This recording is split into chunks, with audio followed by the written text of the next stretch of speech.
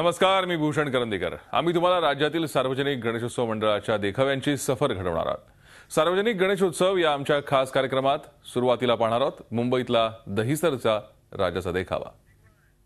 मुंबईच्या पश्चिम उपनगरात दहिसरचा राजा म्हणून प्रसिद्ध असलेल्या सार्वजनिक श्री गणेशोत्सव मंडळ विठ्ठल मंदिर येथे आपण आलेलो आहोत। देखाव्याची संकल्पना म्हणून साकारण्यात आलेलं पुरातन शिवकालीन मंदिर यंदा मंडळाचं प्रमुख आकर्षण आहे। ओम नमः शिवाय, ओम नमः शिवाय, ओम नमः शिवाय, ओम नमः शिवाय। पुरातनकालीन शिवमंदिरात प्रवेश केल्यानंतर मन प्रसन्न होतं, एका प्रकारचं समाधानही लाभतं। इथे साकारण्यात आलेली कला आणि नयनरम्य वातावरण यामुळे आध्यात्मिक विचारांची बैठक पक्की होण्यासही मदत होते। त्यामुळे नेमकी ही कला कशी साकारली गेली आहे हे आपण जाणून घेणार आहोत कला दिग्दर्शक प्रदीप वालकर यांच्याकडून।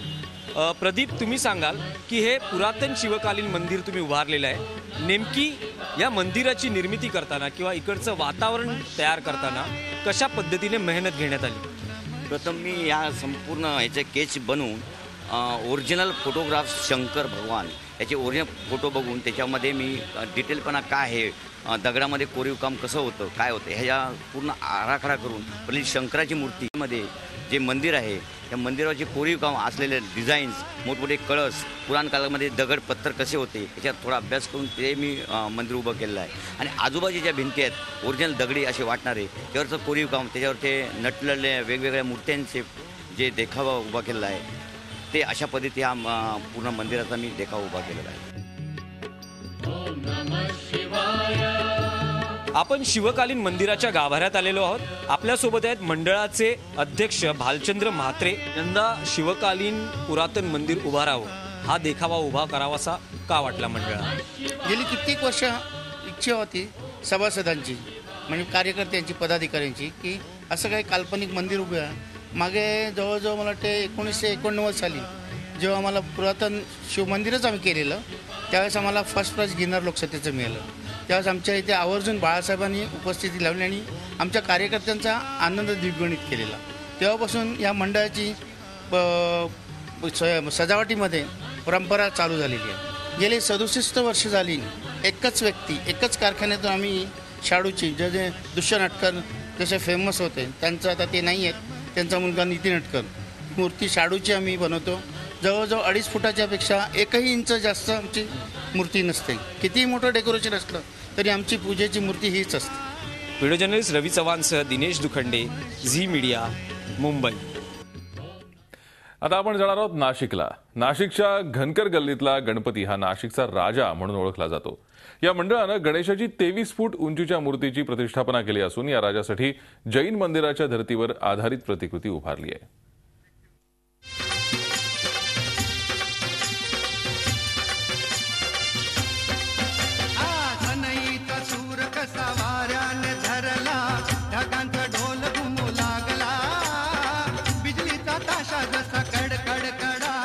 हा भव्य दरबार आपण बघत आहात नाशिकच्या राजाचा, घनकर गल्लीतला नाशिकचा राजा। आता आपण त्यांच्या दरबारामध्ये आहोत। एक जैन मंदिराच्या प्रतिकृतीवरून हा दरबार साकारण्यात आलेला आहे। सूर्यप्रकाश, नवप्रकाश यासह 10 ते 12 मित्रमंडळ मिळून एक मंडळाची स्थापना करण्यात आली आणि गेल्या 12 ते 13 वर्षापासून अतिशय भव्य अशा पद्धतीने इथे गणेशोत्सव साजरा केला जातो।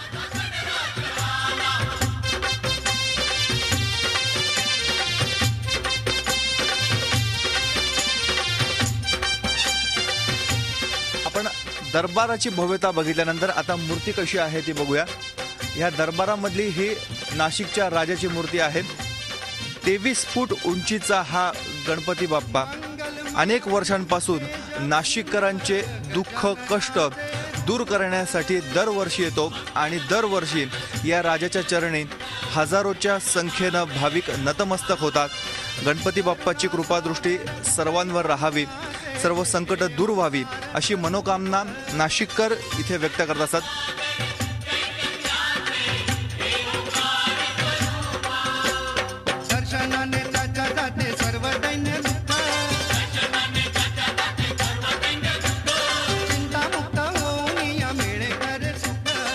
नेमका इतिहास काय आहे आणि यावेळेसचं डेकोरेशन काय आहे ते आपण आता जाणून घेऊया. काय सांगाल? आमच्या नाशिकच्या राजाचा इतिहास असा आहे की इथे सगळे छोटे छोटे 10 मंडळ होते. ते सगळे मंडळ आम्ही एकत्र करून, म्हणून आमच्या मंडळाचं नाव नवप्रकाश सूर्यप्रकाश मित्र मंडळ आहे. हे सगळे मंडळ एकत्र करून आम्ही नाशिकच्या राजाची स्थापना केली. प्रॉब्लेम असा होता की लोकांना लालबागच्या राजाचं दर्शन घ्यायला एवढं लांब जायचं, तास लाईनीत उभं राहायचे. त्याच्यासाठी आम्ही मग लालबागच्या राजाचं प्रतिकृती इथे आणून उभी केली आणि लोकांना इथे दर्शन दिलेले आहे. जैन मंदिराची प्रतिकृती असं सांगितलं जातं. मात्र काय बारकावे जैन मंदिरातल्या प्रतिकृतीचे आपण इथे साकारलेले आहेत आणि ती संकल्पना कशी सुचली? दरवेळेस आम्ही वेगवेगळे महाल आणि किंवा हे आणत होतो, पण यावेळेस आमच्या डोक्यात आलं की आपण जैन मंदिराची प्रतिकृती करावी. म्हणून तुम्ही जर इथले खांब आणि इथल्या ज्या गॅलरीज किंवा इथले झुंबर जर बघितले तर हे जैन मंदिरासारखीच प्रतिकृती बनवलेली आहे आणि जैन मंदिर इथे साकार करून केलेलं आहे. गणेशोत्सव हा सामाजिक संदेश देणारा एक सोहळा म्हटला जातो, एक उत्सव म्हटला जातो. सध्या दुष्काळाचं सावट आहे, आपल्याकडनं तशी काही मदत होते का? नाही, आम्ही ते ठरवलेलं आहे. गणपती विसर्जन झाल्यानंतर आमच्याकडे जे काही आहे ते आम्ही त्या लोकांना नक्कीच मदत करणार आहे, हे आम्ही ठरवलेलं आहे. एकंदरीतच आपण बघतोय केवळ धार्मिक उत्सव साजरा केला जात नाही, तर एक सोशल जबाबदारी, एक सामाजिक संदेश देण्याचं कार्य देखील या मंडळाकडून होताना दिसून येत आहे. Video journalist Mangesh Mukul Kulkarni, Zee media, Nashik.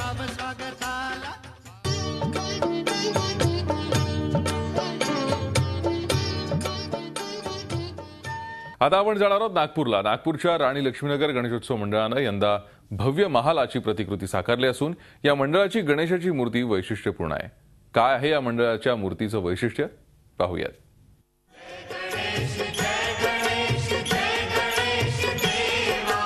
गणेशोत्सवानिमित्त नागपुरात सुमारे 1000 सार्वजनिक मंडळांनी बाप्पाची स्थापना केली आहे. यापैकीच एक आहे राणी लक्ष्मीनगर गणेशोत्सव मंडळ. गेल्या 14 वर्षापासून हे मंडळ वैविध्यपूर्ण देखावा करत आहे. यावर्षी नेमका काय देखावा केला आहे आणि कुठला संदेश द्यायचा प्रयत्न केला आहे हे आता आपण जाणून घेऊया.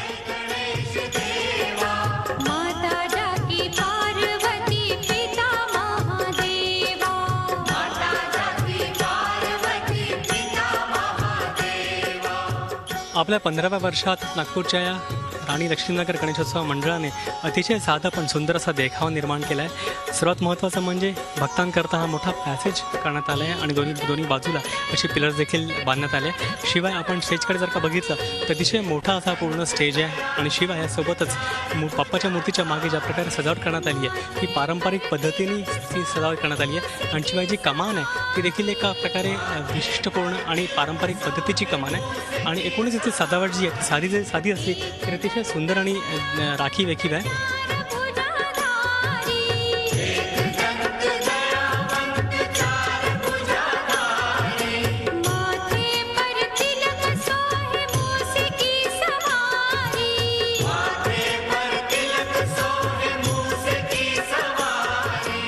स्थापनेच्या 15व्या वर्षी या मंडळाने एक वेगळा प्रयोग केला आहे. आपण बघू शकतो की जी मूर्ती आहे ही पारंपरिक जी ज्या प्रकारे मातीची मूर्ती असते ती नसून धातूची मूर्ती ही इथे स्थापन केलेली आहे. त्यामागचं कारण नेमकं काय आपण जाणून घेऊ. आपल्यासोबत आहेत नीरज अंतुलवार जे या मंडळाचे सचिव आहेत. ही जी मूर्ती आहे ती धातूची मूर्ती आहे, साधारणतः मातीची मूर्ती सगळीकडे स्थापन केली जाते. ह्या जो वेगळेपण आहे त्यामागचं काय कारण सांगा. आम्ही मागील 15 वर्षापासून गणपती या ठिकाणी मंडळ आहे आमचं, पण मागील 3 वर्षापासून आम्ही असा विचार केला की पर्यावरण संवर्धनाच्या दृष्टीने आपण बोलतो पण करत काही. तर या पर्यावरण संवर्धनाच्या दृष्टीने मागील 3 वर्षापासून आम्ही या पितळीची 250 किलोची मूर्ती उत्तर प्रदेशच्या अलीगड जिथं ब्रासचा हब असतो तिथून ही मूर्ती आणलेली आहे. 1.5 लाखाला 250 किलोची मूर्ती आहे आणि आमचं मंडळ न बोलून नाही तर करून दाखवलं आहे. एक महत्त्वाचं म्हणजे ही पूर्ण मूर्ती काहीतरी वेगळे पण जाणवतं. दाक्षिणात्य साधारणतः त्या मूर्तीचा पॅटर्न बघतो, त्याबद्दल काय सांगा. दाक्षिणात्य आपण जर मंदिरात पाहिलं तर जास्त मंदिर आकर्षण दक्षिणमध्ये जास्त आकर्षण असतं. मूर्तीचं आकर्षण सोना हे सगळं दक्षिणेमध्ये असतं. त्या पद्धतीनं ह्या दक्षिणेच्या मूर्ती जेव्हा आपण मांडतो तर तेव्हा ते साप, कमरेला साप, त्याच्यानंतर तो बारीक डिझाईन, त्याच्यानंतर तो साऊथ लुकमध्ये जेव्हा दक्षिण लुकमध्ये दिसतो तो सुंदर मूर्ती दिसतो. आकर्षक मूर्तीत आम्ही या ठिकाणी मांडलेलं आहे.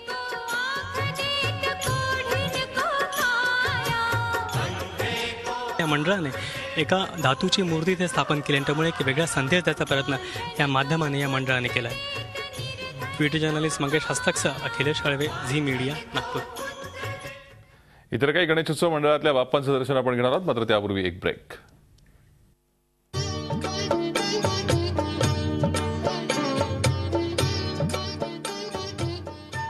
मुंबईतील आंबेवाडी सार्वजनिक गणेशोत्सव मंडळ शतकोत्सव साजरा करत असून त्यानिमित्तानं या मंडळानं भव्य असा गजमहाल तयार केलाय. पाहूया मंडळाचा देखावा. तू सुख करता, तू दुःख हरता, तू सुख करता, तू दुःख हरता. आंबेवाडी सार्वजनिक गणेश उत्सव मंडळ यंदा 100वे वर्ष साजरं करत आहे. त्यामुळे त्यांनी जो आगमनाची मोठी कमान आहे तीच भव्य केलेली आहे. एका बाजूला स्वातंत्र्यवीर सावरकरांचा फोटो करण्यात आलेला आहे. त्याचवेळी सगळ्यात महत्त्वाचं म्हणजे लोकमान्य टिळक ज्यांनी गणेश उत्सव सुरू केला त्यांचंही चित्र इथं दाखवण्यात आलेलं आहे. सगळ्यात महत्त्वाचं म्हणजे वर छत्रपती शिवाजी महाराजांची प्रतिमा देखील दाखवण्यात आलेली आहे. या मंडळाने नक्की देखावा कसा केलाय तो आपण बघूया.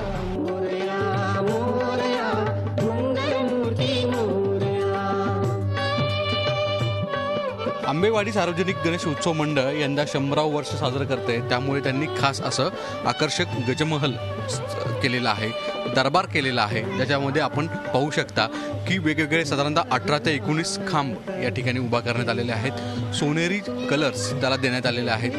लाल रंगाचे पडदे हे त्याची एक आकर्षकता वाढवत आहेत. त्याचप्रमाणे वेगवेगळ्या रंगाचे दिवे या ठिकाणी लावण्यात आलेले आहेत. त्याच्यामुळे त्याची आकर्षकता अधिक वाढती आहे. विशेष म्हणजे मंडळाच्या वतीने यावेळेस 100वे वर्ष असल्यामुळे वेगवेगळे उपक्रम देखील केलेले आहेत. नक्की काय आहेत ते आपण पाहूया.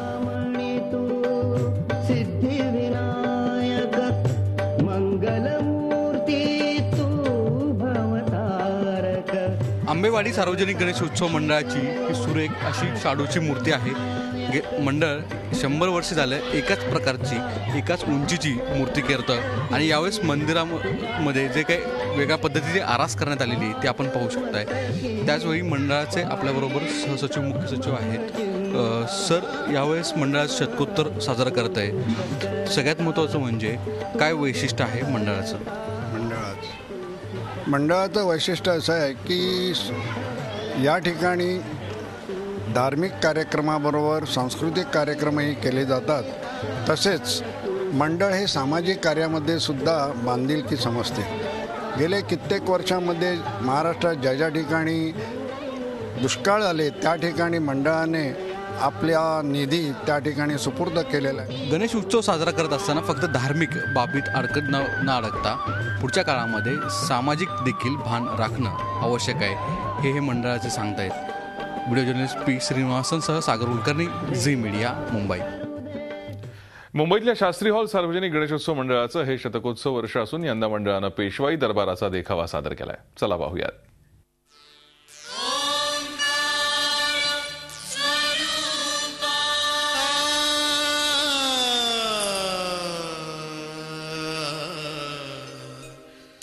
तुझं नमो, तुझं नमो,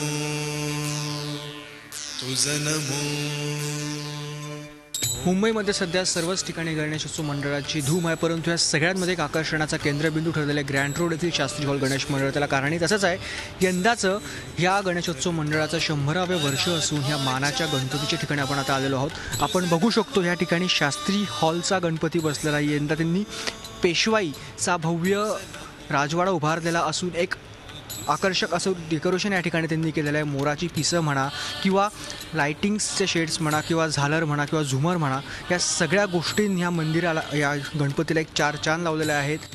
आता आपल्या बरोबर मंडळातले काही पदाधिकारी आहेत. विनयजी, मला सांगा की तुम्ही मंडळाचे अध्यक्ष आहात. प्रथम मला असं विचारायला आवडेल की आम्हाला हे पूर्ण डेकोरेशन काय आहे आणि त्याची संकल्पना नेमकी कोणाची ऐकायला आवडेल?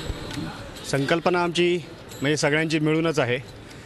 मी विवेक साठे असे थोडी संकल्पना आम्ही इंटरनेटवर सर्च केलं काय करावं. आमचे वाडीतले एक चांगले चित्रकार मृगांक जोशी म्हणून, ते अमेरिकेत असतात सध्या, पण त्यांनी पहिली संकल्पना दिली की तुम्ही पेशवाई वाडा करा. मग विश्रामबाग वाड्याचं थोडंसं मॉडेल डोळ्यासमोर ठेवून ही कलाकृती साकारली. जवळजवळ 40-50 वर्ष मी उत्सवात आहे कार्यक्रमात भाग घेतोय, कामामध्ये भाग घेतोय. आत्ता हा विषय निघाला म्हणून आता आमचे बरेचसे 70-80 लोक आमच्या वाडीतले अब्रॉड आहेत की ज्यांना ते मिस करतात गणेशोत्सव. तर यावेळी आम्ही एक प्रथा इथे चालू केली आहे.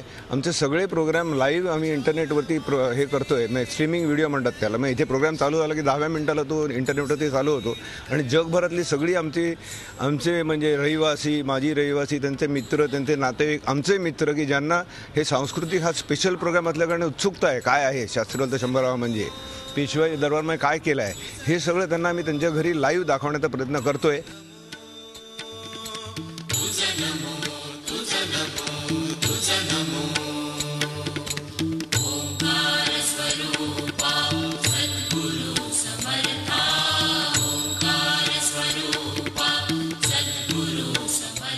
Ganpati Bappa Morya, Mangal Murti Morya. Video journalist Shrinivas, Kapil Deshpande, Zee media, Mumbai.